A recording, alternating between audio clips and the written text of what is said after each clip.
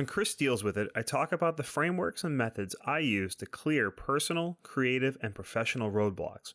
My goal is to help others bridge the gaps between where they're at now and what they want to achieve.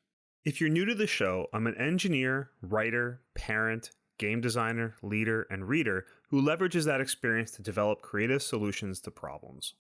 An AI statement that all elements of this episode are products of the author, Chris Kreuter, and made without the use of any AI tools. Welcome to episode 65 of Chris Deals With It, Friday the 13th. Some quick housekeeping before I start the show. That more new episodes are going to be coming to you in October. I'm just recording a quick fun episode to tide you over until then. If there are any topics or questions that you'd like me to cover on the show, please send them in. You can find all my contact information on the website, chriskreuter.com. That's CHRISKREUTER.com. All right, let's dig into the episode. It's Friday the 13th, and I devote this entire episode to exploring this quirky number that I really feel a deep connection to. Because I'll admit it, I'm really weird about the number 13. Why? Well, as a kid, I loved numbers and math, and I came to identify deeply with the number 13. This is because my family's got a strange history with the number. My parents' first date was to see the movie Friday the 13th when it debuted in theaters. They were given room number 13 on their honeymoon, and I was born 9 months later on Friday the 13th. And my sister was also born on Friday the 13th. So some fun facts about the number. 13 is a prime number. It's part of the Fibonacci sequence where each number is the sum of two previous numbers. So 0, 1, 1, 2, 3, 5, 8, 13, 21, etc.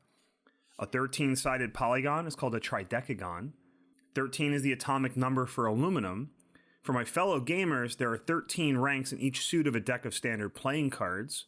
In a tarot deck, card 13 is the card of death. In astrology, there's 12 signs of the zodiac, but Earth actually passes through 13 constellations. I'll save you the Wikipedia search. It's called Ophiuchus, Serpent Bearer. I actually have a link to a NASA article about this in the show notes. In Germany, number 13, or 13, is the first compound number. According to the old tradition, this makes it the first number written in digits. The numbers 0, 0, through 12, 12, would be spelled out. And back here in the USA, our nation was formed from 13 colonies, which is why there are 13 stripes on our flag. So is 13 unlucky? So fear of the number 13 is called triskaidekaphobia. Sufferers try to avoid bad luck by keeping away from anything numbered or labeled 13.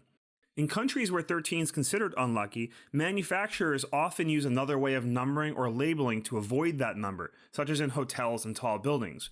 Again, I got a link to more details on this in the show notes.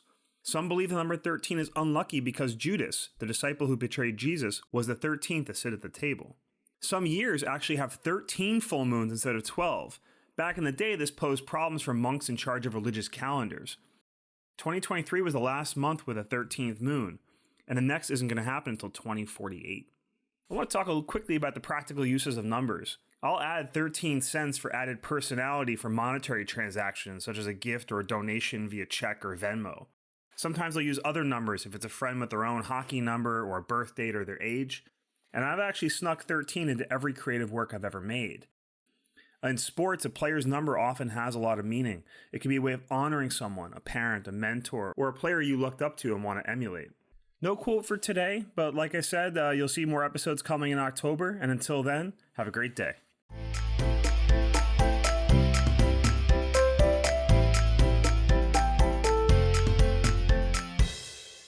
If you feel that Chris dealt with it, I'd appreciate your support of the show by sharing it with someone who might benefit.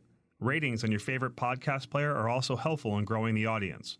Visit chriskreuter.com for free downloadable PDFs with notes and resources from today's episode, sign up for the CDWI mailing list, or to send in your problems or requests for future shows.